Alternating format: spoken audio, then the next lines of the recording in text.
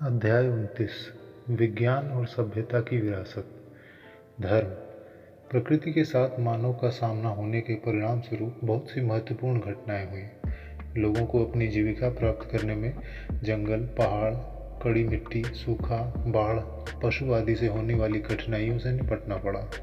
इस काल में उन्होंने प्रौद्योगिकी और वैज्ञानिक दृष्टिकोण का विकास किया, लेकिन कई कठिनाइयों पर काबू पाना असंभव मालूम हुआ और प्रकृति की लीलाएं समझ के बाहर प्रतीत हुईं। इसलिए अंततोगत्वा लोगों को प्रकृति के साथ समझौता कर लेना पड़ा। अपने सारे प्रयासों के बावजूद लोगों को प्रकृति के विविध वरदानों पर निर्भर रहना पड़ा, जैसे मिट्टी की उर्वरता, समय पर वर्षा होना आदि। प्रकृति की कृपालुता और क्रूरता दोनों ने मानव को धर्म और अलौकिक शक्ति के विषय में सोचने को बाध्य किया। भारत में ब्राह्मण धर्म या हिंदू धर्म पूर्व काल में प्रभावशाली रूप में विकसित हुआ। इसने कला और साहित्य के साथ समाज को भी प्रभावित किया। ब्राह्मणीय धर्म के साथ साथ भारत में जैन और बौद्ध धर्म भी उदित हुए। यद्यपि ईसाई धर्म इस देश में ईसा की पहली सदी के आसपास ही आया, फिर भी प्राचीन काल में यह अधिक आगे नहीं बढ़ पाया। बौद्ध धर्म भी धीरे धीरे इस देश से गायब हो गया। हालांकि यह बढ़ते बढ़ते पूर्व में जापान तक और पश्चिमोत्तर में मध्य एशिया तक फैल चुका था। अपने प्रचार प्रसार के क्रम में बौद्ध धर्म ने पड़ोसी क्षेत्रों को भारतीय कला, भाषा और साहित्य से उद्भाषित किया। जैन धर्म भारत में टिका रहा और यहाँ की कला और साहित्य के विकास में प्रेरणा देता रहा। आज भी इस धर्म के अनुयायी लोग विशेषकर व्यापारी वर्गों में राजस्थान, गुजरात और कर्नाटक में काफ़ी संख्या में है। वर्ण व्यवस्था। भारत में धर्म के प्रभाव से विशेष प्रकार के सामाजिक वर्गों का गठन हुआ। अन्य प्राचीन समाजों में विभिन्न सामाजिक वर्गों के कर्तव्यों का निर्धारण कानून के जरिए हुआ और उसे अमल में लाने वाला राज्य था, परंतु भारत में वर्ण संबंधी नियमों को राज्य और धर्म दोनों का समर्थन प्राप्त था। ब्राह्मण, क्षत्रिय, वैश्य और शूद्र चारों वर्णों के कर्तव्य तो विधि द्वारा सुपरिसीमित किए गए थे और ऐसा विश्वास प्रचलित था कि यह वर्ण व्यवस्था दैवी शक्ति द्वारा निश्चित की गई है। जो कोई अपने निर्धारित कर्तव्यों से च्युत होता था और अपराधी पाया जाता था, उसे लौकिक दंड तो भोगना ही पड़ता था, साथ साथ प्रायश्चित अर्थात धार्मिक शुद्धि भी करनी पड़ती थी और ये दंड अपराधी के वर्ण के अनुसार भिन्न भिन्न कोटि के होते थे। हर वर्ण की न केवल सामाजिक पहचान बल्कि अनुष्ठानिक पहचान भी थी। धीरे धीरे कानून और धर्म दोनों ने वर्णों और जातियों को कर्म मूलक से जन्म मूलक यानी आनुवंशिक बना दिया। यह सब इसलिए किया गया कि वैश्य उत्पादन करते और कर चुकाते रहें और शूद्र मजदूरी में खटते रहें, ताकि ब्राह्मण पुरोहितों के पद पर बने रहें और क्षत्रिय शासकों के पद पर। श्रम विभाजन और व्यवसाय के विशेषीकरण के सिद्धांत पर टिकी यह अद्भुत वर्ण व्यवस्था आरंभिक अवस्था में अवश्य ही सामाजिक और आर्थिक विकास में सहायक हुई। वर्ण व्यवस्था का हाथ राज्य के विकास में भी रहा। उत्पादक वर्ग और श्रमिक वर्ग अर्थात वैश्य और शूद्र दोनों अस्त्रहीन कर दिए गए और धीरे धीरे ऊंच नीच के रूप में हर जाति दूसरी जाति के विरुद्ध इस तरह खड़ी कर दी गई कि शोषित वर्ग सुविधाभोगी वर्गों के खिलाफ एकजुट न होने पाए। अपने अपने कर्तव्यों में लगे रहने में ही कल्याण है, ऐसी धारणा विभिन्न वर्गों के मन में इस तरह बदमूल हो गई थी कि सामान्यतः वे अपने धर्म से विचलित होने की बात सोच भी नहीं सकते थे। भगवत गीता सिखाती है कि दूसरे का धर्म अपनाने के बदले धर्म की रक्षा के लिए मर जाना अच्छा है, क्योंकि दूसरे धर्म को अपनाने का परिणाम संकटपूर्ण होता है।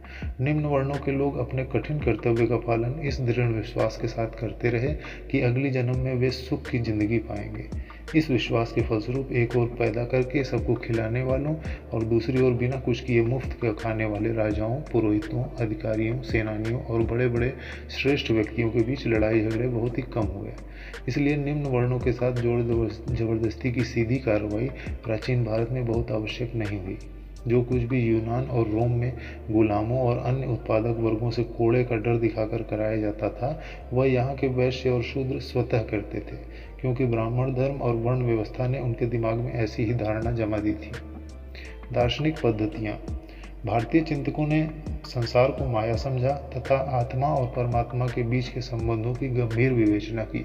वास्तव में इस विषय का जितना गहन चिंतन भारतीय दार्शनिकों ने किया, उतना किसी अन्य देश के दार्शनिकों ने नहीं। प्राचीन भारत दर्शन और आध्यात्म के क्षेत्र में अपने योगदान के लिए प्रसिद्ध माना जाता है, परंतु भारत में जगत के विषय में भौतिकवादी विचारधारा भी विकसित हुई।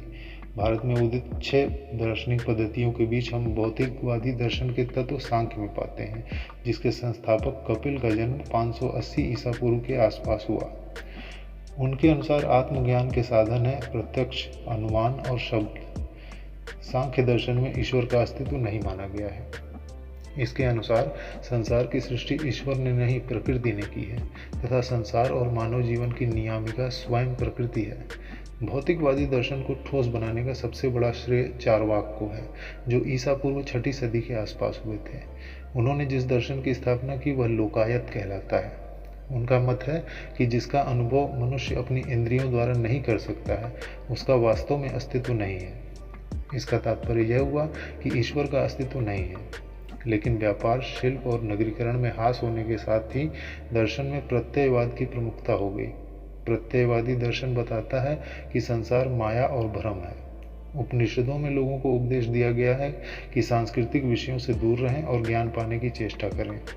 पाश्चात्य चिंतकों ने उपनिषदों को अपनाया है क्योंकि वे आज के यांत्रिक युग द्वारा खड़ी की गई समस्याओं का समाधान कर पाने में असमर्थ हैं।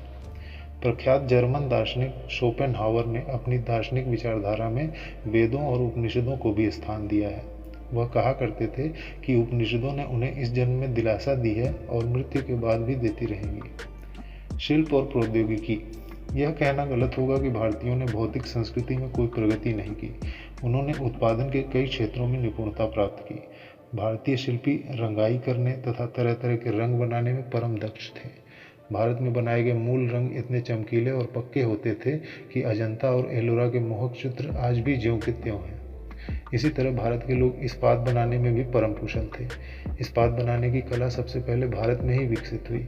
भारतीय इस्पात का अन्य देशों में निर्यात प्राचीन काल में होने लगा और बाद में आकर वह उत्स कहलाने लगा।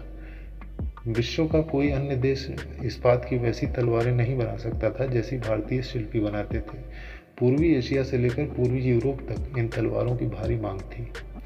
राजतंत्र, कौटिल्य के अर्थशास्त्र से इस बात में कोई शंका नहीं रह गई है कि भारत के लोग विशाल साम्राज्य का प्रशासन चला सकते थे और जटिल समाज की समस्याओं को हल कर सकते थे। देश ने अशोक के रूप में महान शासक पैदा किया जिसने कलिंग पर शानदार विजय पाकर भी शांति और अनाक्रमण की नीति अपनाई। अशोक और कई अन्य भारतीय राजाओं ने धार्मिक सहिष्णुता का परिचय दिया और बताया कि अन्य धर्मों के अनुयायियों की भावना का आदर किया जाए। यूनान के अलावा भारत ही एक ऐसा देश है जहाँ किसी न किसी प्रकार के गणतंत्र का प्रयोग परीक्षण किया गया हो। विज्ञान और गणित, भारत का विज्ञान में महत्वपूर्ण योगदान है। प्राचीन काल में धर्म और विज्ञान आपस में गुंथे से थे। इस देश में खगोल विद्या में इसलिए बहुत प्रगति हुई कि ग्रह देवता माने जाने लगे थे और उनकी गति का गहन अवलोकन आरंभ हो गया। ग्रहों का अध्ययन इसलिए भी आवश्यक हो गया कि उनका ऋतुओं और मौसमों के परिवर्तनों से संबंध था और इन परिवर्तनों की जानकारी खेती के काम में आवश्यक थी। व्याकरण और भाषा विज्ञान का उद्भव इसलिए हुआ कि ब्राह्मण पुरोहित वेद की ऋचाओं और मंत्रों के उच्चारण की शुद्धता को बहुत महत्व देते थे। वास्तव में भाषा के संबंध में भारतीयों की वैज्ञानिक दृष्टि का प्रथम फल संस्कृत व्याकरण की रचना में पाया जाता है। ईसा पूर्व 4ठी सदी में संस्कृत भाषा के नियमों को सुव्यवस्थित रूप से संचित करके पाणिनि ने व्याकरण लिखा, जो अष्टाध्यायी के नाम से प्रख्यात है। ईसा पूर्व 3री सदी में आकर गणित, खगोल विद्या और आयुर्विज्ञान तीनों का विकास अलग अलग आरंभ हुआ। गणित के क्षेत्र में प्राचीन भारतीयों ने 3 विशिष्ट योगदान किए: अंकन पद्धति, दार्शनिक पद्धति और शून्य का प्रयोग। दार्शनिक पद्धति के प्रयोग का सबसे पुराना उदाहरण ईसा की 5वीं सदी के आरंभ का है। भारतीय अंकन पद्धति को अरबों ने अपनाया और उसको पश्चिमी दुनिया में फैलाया। अंग्रेजी में भारतीय अंकमाला को अरबी अंक कहते हैं, किंतु अरबों ने स्वयं अपनी अंकमाला को हिंदसा कहा। पश्चिमी देशों में इस अंकमाला का प्रचार होने के सदियों पहले से भारत में इसका प्रयोग हुआ। इसका प्रयोग अशोक के अभिलेखों में पाया जाता है, जो ईसा पूर्व 3री सदी में लिखे गए। दार्शनिक पद्धति का प्रयोग सबसे पहले भारतीयों ने किया। प्रख्यात गणित शास्त्री आर्यभट्ट 376 से 500 ईस्वी इससे परिचित थे। चीनियों ने यह पद्धति बौद्ध धर्म प्रचारकों से सीखी और पश्चिम जगत ने अरबों से सीखी जब वे भारत के संपर्क में आए। शून्य का आविष्कार भारतीयों ने ईसा पूर्व 2री सदी में किया। जब से इसका आविष्कार हुआ, भारतीय गणितज्ञ इसको पृथक अंक समझने लगे और इस रूप में शून्य का प्रयोग अंक गणना में होने लगा। अरब देश में शून्य का प्रयोग सबसे पहले 873 ईस्वी में पाया जाता है। अरबों ने इसे भारत से सीखा और यूरोप में फैलाया। बीज गणित में भारतीय और यूनानी दोनों का योगदान रहा है, परंतु पश्चिमी यूरोप में उसका ज्ञान यूनान से नहीं बल्कि अरब से मिला, जो अरब ने भारत से प्राप्त किया था। हड़प्पा में बनी ईंट की इमारतों से प्रकट होता है कि पश्चिमोत्तर भारत में लोगों को मापन और ज्यामिति का अच्छा ज्ञान था। बाद में वैदिक लोगों ने इस ज्ञान से लाभ उठाया होगा, जो ईसा पूर्व 5वीं सदी के आसपास के शुल्ब सूत्रों में दिखाई देता है। ईसा पूर्व 2री सदी में राजाओं के उपयुक्त यज्ञ वेदी बनाने के लिए आपस्तंभ ने व्यावहारिक ज्यामिति की रचना की। इसमें न्यून कोण, अधिक कोण और समकोण का वर्णन किया गया है।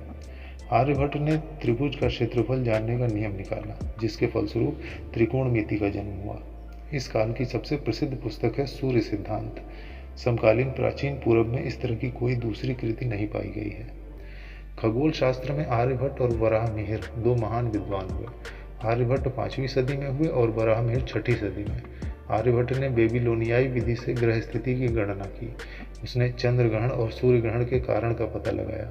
उसने उसके अनुमान के आधार पर पृथ्वी की परिधि का मान निकाला, जो आज भी शुद्ध माना जाता है। उसने बताया कि सूर्य स्थिर है, पृथ्वी घूमती है। आर्यभट्ट की पुस्तक का नाम आर्यभट्टीय है। वराहमिहिर की सुविख्यात कृति है बृहत संहिता। यह ईसा की 6ठी सदी की है। वराहमिहिर ने बताया कि चंद्र पृथ्वी का चक्कर लगाता है और पृथ्वी सूर्य का चक्कर लगाती है।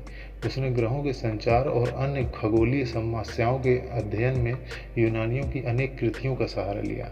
यद्यपि भारतीय खगोल शास्त्रियों ने यूनानियों के ज्ञान से लाभ उठाया, तथापि उसने इस ज्ञान को आगे बढ़ाया और ग्रहों की गति के अवलोकन में इस ज्ञान का प्रयोग किया। प्रायोगिक विज्ञान के क्षेत्र में भारतीय शिल्पियों ने रसायन विद्या की प्रगति में बहुत योगदान दिया। भारतीय रंगरेजों ने टिकाऊ रंगों का विकास किया और नील का आविष्कार किया। पहले बताया जा चुका है कि भारतीय लोहारों ने किस प्रकार दुनिया में सबसे पहले इस्पात का निर्माण किया। आयुर्विज्ञान। प्राचीन भारत में वैद्यों ने शरीर रचना विज्ञान का अध्ययन किया। उन्होंने रोगों के निदान की विधियां बनाई और इलाज के लिए औषधि बताई। औषधों का उल्लेख सबसे पहले अथर्ववेद में मिलता है, परंतु अन्य प्राचीन समाजों की भांति बताए गए उपचारों में जादू टोना और तंत्र मंत्र भी भर गए और आयुर्विज्ञान का विकास वैज्ञानिक रीति से नहीं हुआ। ईसा की 2री सदी में भारत में आयुर्वेद के 2 महान विद्वान उत्पन्न हुए, सुश्रुत और चरक। अपनी सुश्रुत संहिता में सुश्रुत ने मोतियाबिंद, पथरी तथा और कई रोगों का शल्योपचार बताया है। उन्होंने शल्य क्रिया के 121 उपकरणों का उल्लेख किया है। रोगों के इलाज के लिए उन्होंने आहार और सफाई पर जोर दिया है। चरक की चरक संहिता भारतीय चिकित्सा शास्त्र का विश्वकोश है। इसमें ज्वर, कुष्ठ, मिर्गी और यक्ष्मा के अनेक भेदों का वर्णन है। शायद चरक यह नहीं जानते थे कि इसमें कुछ बीमारियां छूत से भी फैलती हैं। इनकी पुस्तक में भारी संख्या में उन पेड़ पौधों का वर्णन है जिनका प्रयोग दवा के रूप में होता है। इस प्रकार यह पुस्तक न केवल भारतीय आयुर्विज्ञान के अध्ययन के लिए, बल्कि प्राचीन भारत के वनस्पति और रसायन शास्त्र के अध्ययन के लिए भी उपयोगी है। बाद की सदियों में भारत में आयुर्विज्ञान का विकास चरक के बताए मार्ग पर होता रहा। भूगोल के अध्ययन में भी प्राचीन भारत के लोगों का कुछ योगदान है। उन्हें भारत से बाहर की दुनिया का भौगोलिक ज्ञान अत्यल्प था, परंतु देश के विभिन्न प्रदेशों की नदियों, पर्वतों और तीर्थ स्थलों का विशद वर्णन रामायण, महाभारत और पुराणों में मिलता है। यद्यपि भारत के लोग चीन और पश्चिमी देशों के बारे में कुछ जानते थे, पर उन्हें इस बात का कोई विशेष ज्ञान नहीं था कि ये देश कहाँ और भारत से कितनी दूर हैं। पूर्व काल में प्राचीन भारतीयों को समुद्र यात्रा का कुछ ज्ञान प्राप्त हुआ और उन्होंने जहाज बनाने की कला में कुछ योगदान दिया, परंतु चूंकि बड़ी बड़ी राजनीतिक शक्तियों के केंद्र स्थल समुद्र तट से बहुत दूर थे और समुद्र की ओर से कोई खतरा नहीं था, इसलिए प्राचीन भारत के राजाओं ने नौ परिवहन की ओर विशेष ध्यान नहीं दिया। कला और साहित्य। प्राचीन भारत के राजमिस्त्री और शिल्पी सुंदर सुंदर कलाकृतियां बनाते थे। अशोक द्वारा बनवाए गए अखंड प्रस्तर के स्तंभ अपनी चमकदार पॉलिश के लिए प्रसिद्ध हैं और उनकी पॉलिश की तुलना उत्तरी काले पॉलिशदार मृदभांड की पॉलिश से की जा सकती है। यह अब भी रहस्य बना हुआ है कि शिल्पकारों ने स्तंभों और मृदभांडों पर कैसे इस तरह की पॉलिश की। मौर्यकालीन पॉलिशदार स्तंभों के शीर्ष पर पशुओं, विशेषकर सिंहों की मूर्तियां हैं। सिंह की मूर्ति वाले स्तंभ शीर्ष को भारत सरकार ने राष्ट्रीय चिन्ह स्वीकार किया है। अजंता के गुहा मंदिरों और विख्यात चित्रों का उल्लेख यहाँ गौरव के साथ किया जा सकता है, जो ईस्वी सन के आरंभ काल के हैं। एक प्रकार से अजंता एशियाई कला का जन्म स्थान है। वहाँ ईसा पूर्व दूसरी और ईसा की 7वीं सदियों के बीच अनेक गुहा मंदिर बने, जिनकी संख्या 30 तक है। चित्रों की रचना ईसा की दूसरी सदी में शुरू हुई। अधिकतर चित्र गुप्त काल के बने हैं। उनके विषय जातक कथाओं और प्राचीन साहित्यों से लिए गए हैं। अजंता के चित्रकारों की उपलब्धियों की सराहना सभी कला मर्मज्ञों ने मुक्त कंठ से की है। अजंता की रेखाएं और रंग ऐसी निपुणता प्रदर्शित करते हैं जो यूरोपीय पुनर्जागरण के पहले संसार भर में कहीं नहीं पाई गई है। इतना ही नहीं, भारतीय कला भारत के भीतर ही नहीं समाई रही, वह एक ओर मध्य एशिया और चीन तक तथा दूसरी ओर दक्षिण पूर्व एशिया तक फैल गई। अफगानिस्तान और मध्य एशिया के पड़ोसी भाग में भारतीय कला के प्रसार का केंद्र बिंदु गंधार था। भारतीय कला और यूनानी कला दोनों के तत्वों के सम्मिश्रण से एक नई कला शैली का जन्म हुआ, जो गंधार शैली के नाम से प्रसिद्ध है। बुद्ध की पहली प्रतिमा इसी शैली में बनी है। उनके नाक नक्श तो भारतीय हैं, लेकिन उनके आकार में तथा सिर की रचना और वस्त्र विन्यास में यूनानी प्रभाव दिखाई देता है। इसी प्रकार दक्षिण भारत में बने मंदिर तो दक्षिण पूर्व एशिया में मंदिर निर्माण के आदर्श ही बन गए हैं। हम कंबोडिया में अंकोर वाट के मंदिर और जावा में बोरोबुदूर के मंदिर की चर्चा कर चुके हैं। शिक्षा के क्षेत्र में नालंदा का महाविहार उल्लेखनीय है। वहाँ न केवल भारत के विभिन्न भागों से बल्कि तिब्बत और चीन से भी बौद्ध छात्र पढ़ने के लिए आते थे। परीक्षा का मानदंड कड़ा था। इसमें प्रवेश केवल उन्हीं का होता था जो द्वार पंडित द्वारा ली गई परीक्षा में उत्तीर्ण होते थे। नालंदा का महाविहार आवासीय सह शिक्षण संस्थान का सबसे प्राचीन उदाहरण है, जहाँ विद्या, दर्शन और ध्यान के प्रति समर्पित हजारों भिक्षु रहते थे। साहित्य के क्षेत्र में प्राचीन भारतीयों ने ऋग्वेद की रचना की, जो हिंद आर्य साहित्य की सबसे पुरानी कृति है और जिसके आधार पर आर्य संस्कृति का स्वरूप अवधारित करने की चेष्टा की गई है। गुप्त काल में हम कालिदास की कृतियां पाते हैं। कालिदास के नाटक अभिज्ञान शाकुंतलम का अनुवाद विश्व की सभी प्रमुख भाषाओं में हुआ है।